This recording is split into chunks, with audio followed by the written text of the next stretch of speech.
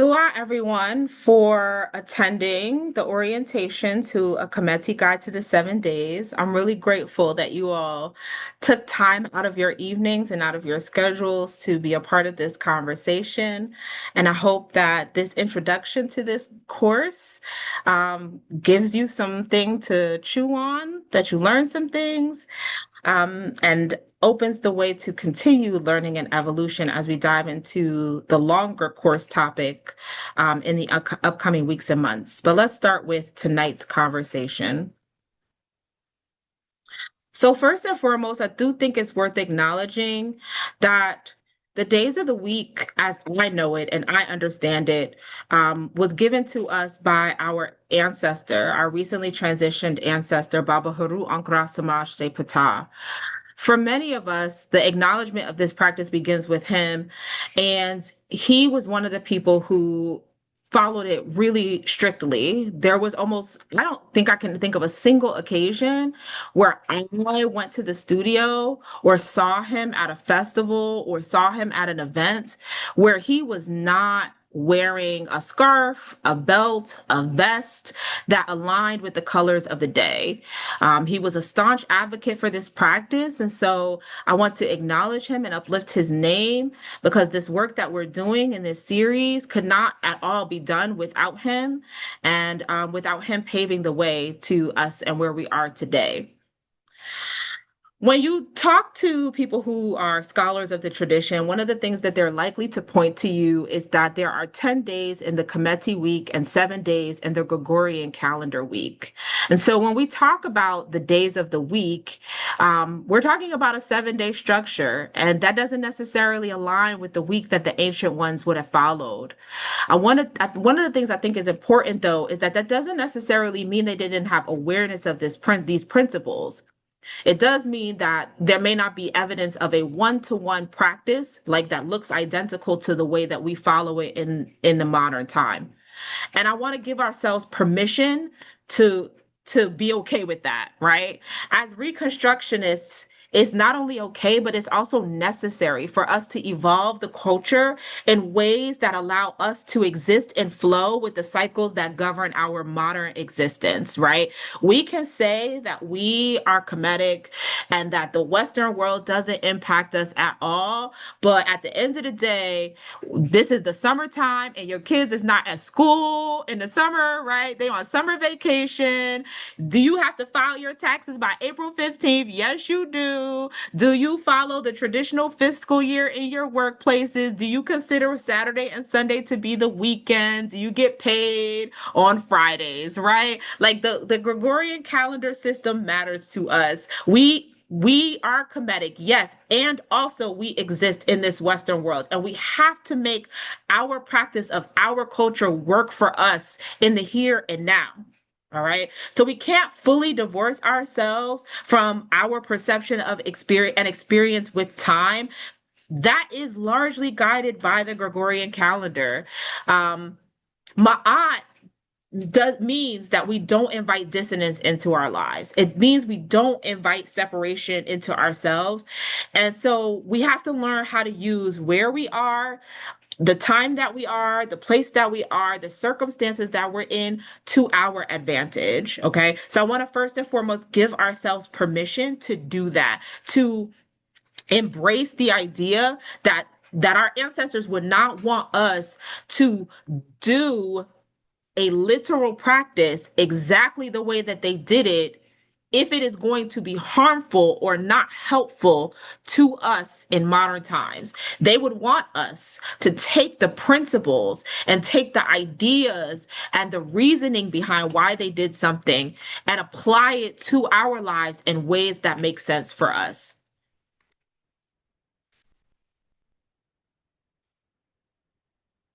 But again, that doesn't mean that they didn't have awareness of these principles, all right? It's important to acknowledge that our ancestors knew that there were planets, that there were planetary bodies, there were heavenly bodies. We know that they knew this because they divinized the planets. All right. They talked about the planets. They gave these planets divine attributes. They assigned these planets Netzeru that they could talk to, work with, understand, similarly to how they divinize all other things in nature, right? The roots of astrology are often attributed to like Mesopotamia and to the ancient Chaldeans. And so not much is often spoken about our Kmety ancestors and their connection to astrology. And so but I do want to say that while our ancestors may not have called it astrology, and again, may not have worked with astrology the way that we do in modern times, it doesn't mean that they didn't have an understanding of astrology. They understood that everything that happens in nature is interconnected to each other, right? So they understood that as the planets move through the heavens, that what happens above impacts what happens below, right? And vice versa. And that's the study of astrology. Astrology is the study of cosmic movements and how they impact human affairs, right? How do the movements of the planets impact and relate to one another, and what is the significance or connection that these movements and these energies have on us, right? Simply by divinizing the planets, we know that our ancestors understood that these energetic frequencies impacted us and that these energetic frequencies had a relationship to us no matter how far or distant they may have been in the cosmos. Okay. And so again, understanding astrology and studying astrology is an ancient Kemetic principle that we have the right to reclaim. So let's talk about these names real quick. We have Ea, which is the Neter who governs the moon. We have Sabagu, who is the Neter that governs Mercury. Sabagu meaning, or some people will say Sebek, meaning one who is weary. We have Jabanu, who is the Neter that governs the planet Venus. And this essentially refers to like the Banu bird. So Jabanu means like the traveling Banu. And it essentially refers to the idea that light is constantly rebirthing, constantly moving, like the traveling meaning in like referring to movement, and the Banu referring to light and rebirth. Okay. You have Haru Deshru, who is the red Haru. That's the planet Mars, excuse me. You have Haru Tashtawi, which is the planet Jupiter. This is Haru who binds the two lands. You have Haru Kapet, which is the planet Saturn, which is Haru, the bull of heaven. And lastly, Aten, which we know as the sun. All right. Aten and Ea, like Aten means sun. Aten literally is the word for the disk of the sun. When we talk about Ra, some of you will have heard me say this in the past. When we talk about Ra, we are talking about the power that causes the sun to shine. We are talking about the force of the sun. When we talk about the physical, actual sun, we are referring to Aten. Similarly, with Ea, when we talk about the moon and we use the word Ea, we are referring to the physical, actual moon. Okay.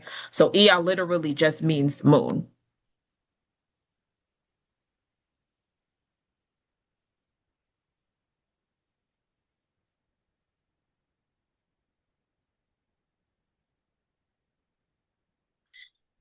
A lot of what we know about the days of the week and what we know about astrology does come from Mediterranean history or Hellenistic history, what you would call ancient Greece, what most people know of and call ancient Greece.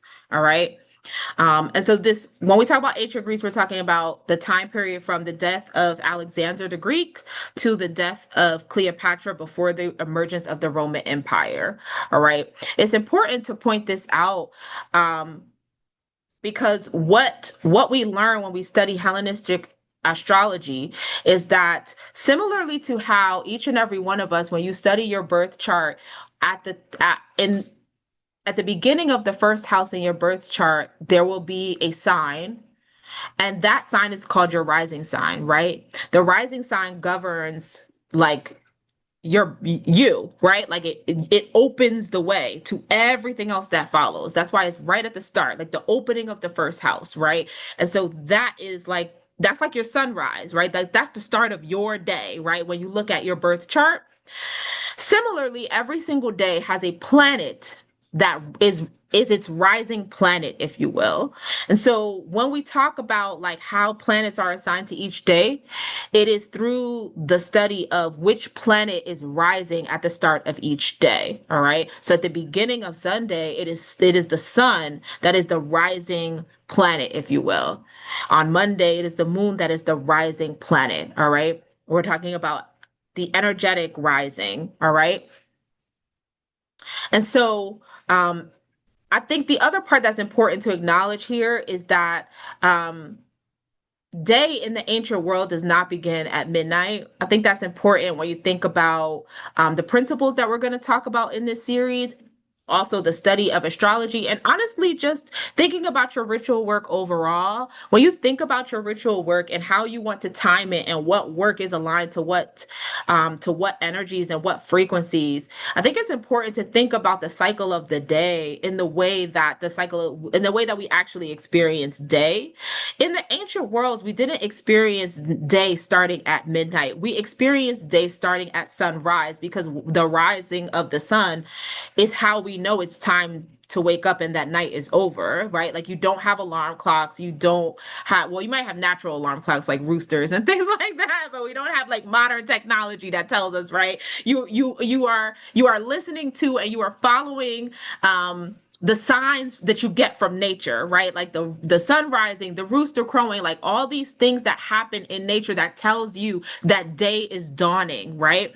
And so I think that's really important and really crucial, because I hope it shifts the way that we think about our ritual work, right? When we think about, like, are you doing work at 2 o'clock in the morning? Is that work aligned with the day, like the Western day, or is that work aligned with the day, like the ancient day? Or you understand what I'm saying? Like the what cycle, thinking about the cycles differently, and thinking about how we align ourselves to exist more in alignment with the natural cycles, and not like the Western imposed cycle, if you will, when you're doing magical work. Lastly, if you want to learn more about planetary hours, you can visit planetaryhours.net. On planetaryhours.net, you're going to um, on planetaryhours.net, you're going to learn more about what it means for each planet to rise at the start of each day. And then you'll also learn about which planet governs which hours, because every hour actually has a different planetary ruler. And if you really want to get into the weeds, you can do that deeper introspection on your own. I just want to give you all the resource for that. But for the purposes of the days of the week, what we're focusing on is the first hour of the day, which is the rising hour, and the planet that governs that rising hour. Because again, that is similarly to how your rising sign governs you, that rising planet governs that day. And that's the work that we want to focus on.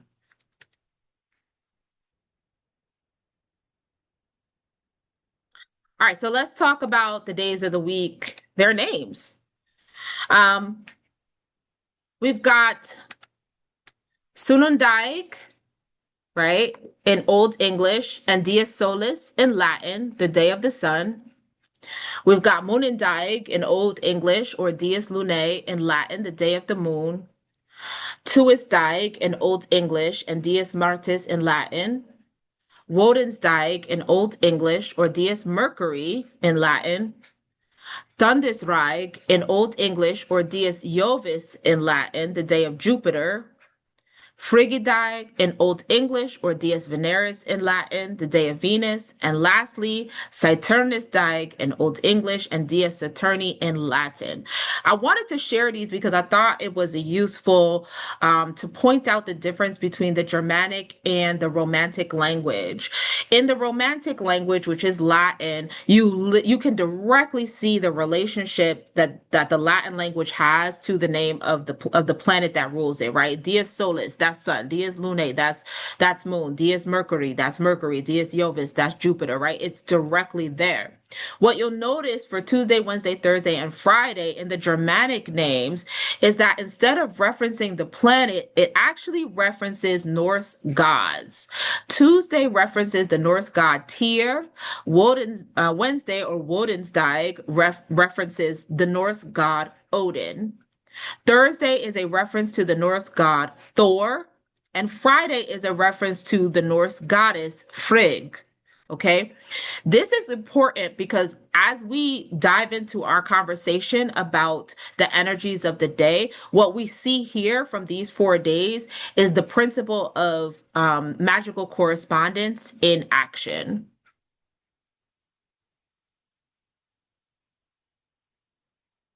So, as a reminder to those of you who are residents of the house, and like a brief introduction, or maybe a reminder for some of you who are not, but maybe already know about this, the principle of magical correspondence indicates that Netter is everything you can perceive and everything you cannot perceive. And therefore, if Netter is everything and Netter is a part of everything, then everything has a link back to Netter. Everything has a spiritual wavelength, everything has a vibration, everything has a spiritual fingerprint. When we are about to use plants for spiritual work or oils for spiritual work, fragrances, incense, when we are doing breath work for spiritual work, when we are calling on forces of nature for spiritual work, whatever we are doing, it is important to understand the spiritual vibration of a thing so that you can best align its use in your life with its vibrational signature.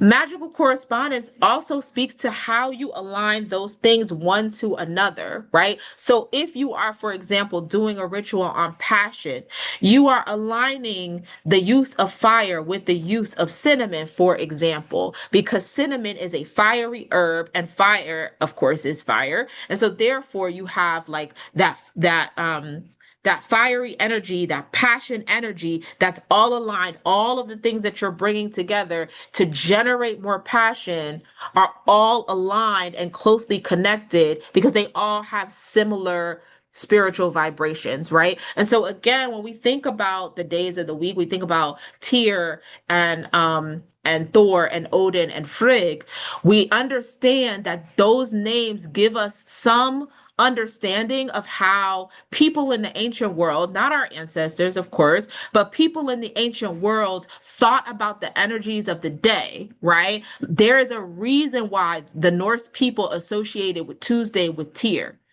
right? And so, in order for us to understand the energy of Mars, or one of the ways we can understand the energy of Mars is by investigating that relationship between Tyr and Mars. We can investigate the relationship between Wednesday and Odin to understand more about the planet Mercury, because they use the principle of magical correspondence to correspond their gods with the days of the week, similarly to how we're using the concept of magical correspondence to know which Netteru to invoke and which Netteru to embody when we are working with certain planetary energies. So now I always like to encourage people or remind people that I am a big fan of getting divination done before you engage in ritual. So while some of what we talk about through this process is going to give you some deeper insight and deeper relationship to be able to think about rituals in a new way, that doesn't necessarily mean that you don't still need consultation with divination.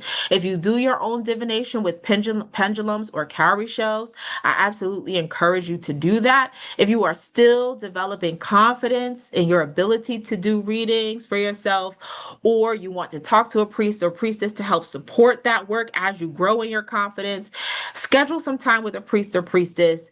But always, always, always confirm ritual with divination. Why is it important to do that? Because sometimes, well, where we start, like the starting place, that we're, in terms of going into why we think we need to do this ritual, our starting place is already like not the right starting place. We're already thinking about the ritual wrong, or we have the wrong intention for the ritual. And sometimes the Netru want us to be looking to the left and we're too busy looking to the right, right?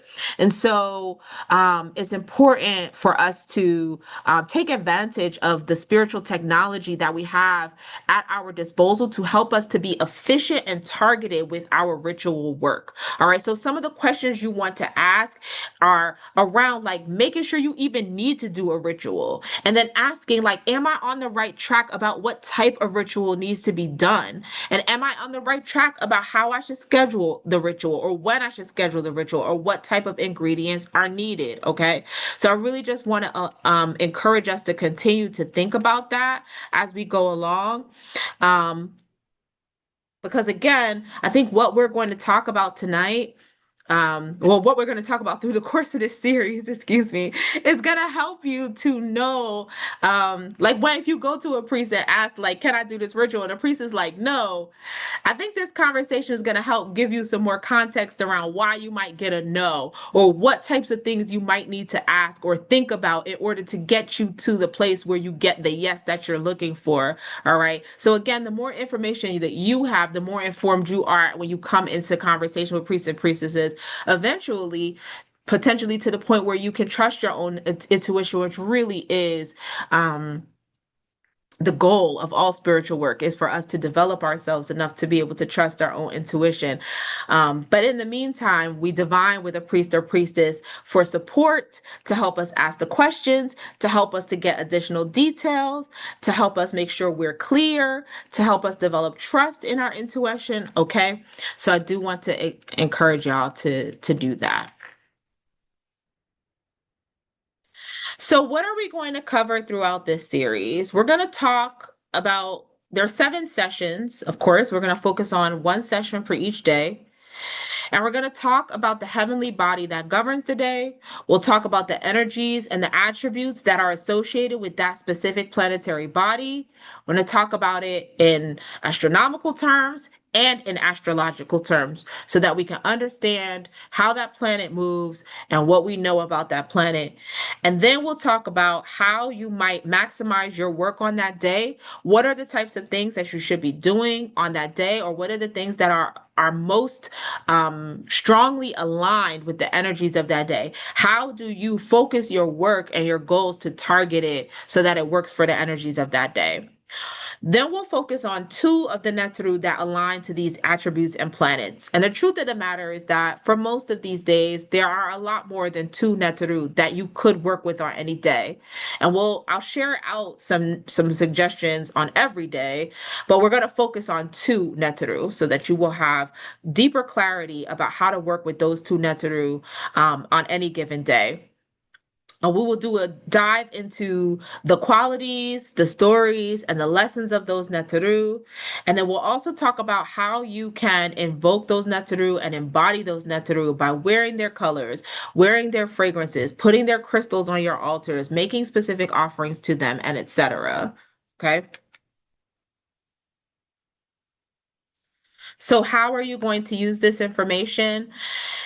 This series will hopefully give you more insight into how to open each day with prayers and affirmations and etc. Journal work, journal questions, goal setting, intention setting, so that you are phrasing your affirmations, so that you are phrasing your intention setting, that you are thinking about your goals in ways that align specifically with the energy of the day. Okay.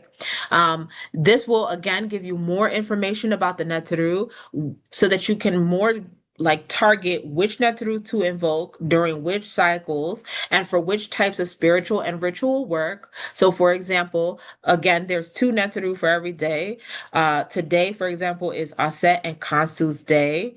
So there are reasons why you might want to invoke Aset today, and there are other Mondays when you might prefer to invoke Kansu. So this conversation will give you some clarity about who you might want to invoke for what types of spiritual and ritual work. What is the difference, and why would you choose to work with one today and work with a different one later?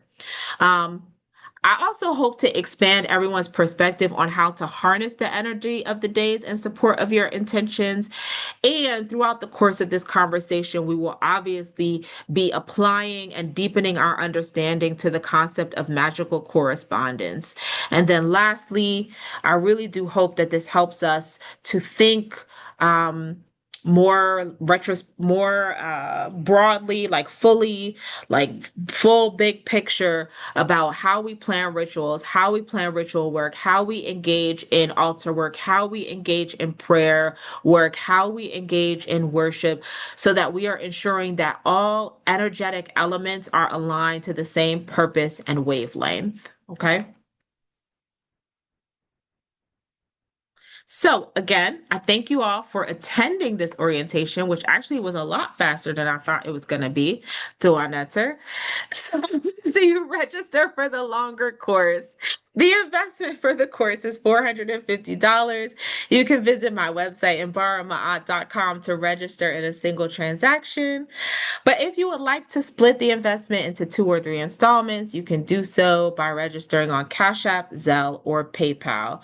If you use one of those options, please include your email address in the notes. I am August is approaching, and I know that folks have a lot of travel, family time. I myself have my 75th annual family reunion in August. So I am thinking about starting the course at early September. So that will give folks some time to register. And if you are seeing this on YouTube after the fact, as if it is not past early September, you also still have a chance and still have some time to register for the longer course. If you are seeing it after the course has started, please reach out to me for more information. But in the meantime, I'm going to stop sharing my screen so I can see if y'all have any questions.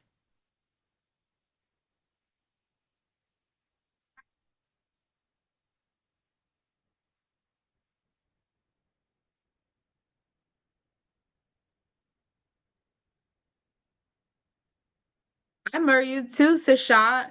I appreciate you. Thank you for coming. Do I, Hmt? I'm really looking forward to starting the class. So yay. And yay to you for doing this class. You know, it's a accomplishment and achievement. I'm very proud of you. So, Wabbat, I appreciate you. Yes. Any questions about anything we talked about tonight or about the class? Because I know I feel like I went kind of fast. I thought this was gonna take long. When I practiced it, it took longer. But if there's any questions anybody had about any of the slides, let me know. It's probably because I feel like most of the people on here probably have some basic knowledge of it, maybe. But That's of course, very as you all know, possible. yeah. Absolutely. Chef Set, you got your hand raised. Wanted to ask, when we go to that, to the different ways to pay and it breaks it up, it'll automatically do that for us? Is that how it's going to work? Oh no, sweetheart. So it will just be you breaking it up into the installments yourself. So like the Oh, 450 can be split easily into two. It'll be 225 and 225, or you can split it into like 150, 150, 150, right? So I will know what you're doing when I see the first installment and your email okay. address. I'll be like, okay, I understand what's happening. Okay. Do I And then answer? yeah, dual netter. And then the other question was about one of the slides on the all the the planets and who the Kemetic course, corresponding netter. Sabaku. You Mm-hmm. said the other name is Sebek. Is that the same as the crocodile-headed netter or no? It is not. No. So they have similar names or so I'll tell you when I first learned about the planets, we referred to Mercury as Sebek, and also then there is a Neter Sebek, which doesn't strike me as strange because there are many Harus. So I didn't think that was strange that there was more than one Sebek. Um, when I worked with the Sesh Jetty Ankara, excuse me, to confirm and clarify the names of all the planets. He gave me Sabagu, which I understand to be a like a translation or a pronunciation adjustment. Okay. But no, for clarity's sake, they are not the same. And in fact, what you'll notice, and we'll talk more about this when we talk about Wednesday, Mercury's day. But what you'll notice about depictions of Sabagu, the planet, is that they typically look more like Impu. And Sebek, of course, is crocodile headed. Okay, so they don't actually even look the same. It's the reason why if you study the Meduneter volumes that were written by Shechem or Shechem Ra'u in his tree of life configuration, one of the Netru in his tree of life is Sebek. And he looks like Impu. So you think it's Impu, but it's not. It's Sebek. It's the Mercury alignment of Sebek. Okay. So there is a connection and a relationship there. That's a great question. So for asking. Yeah.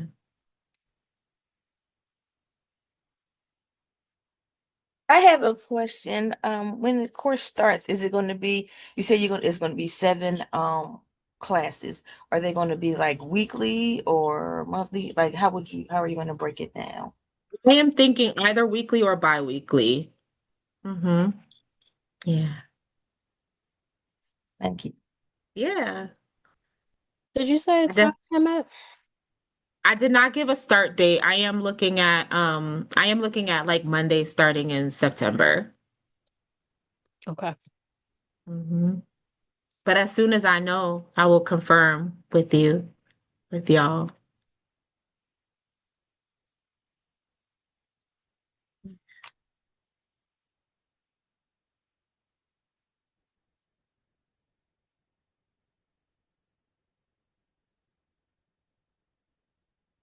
I appreciate y'all greatly. So Anetta again for spending time with me tonight. And oh,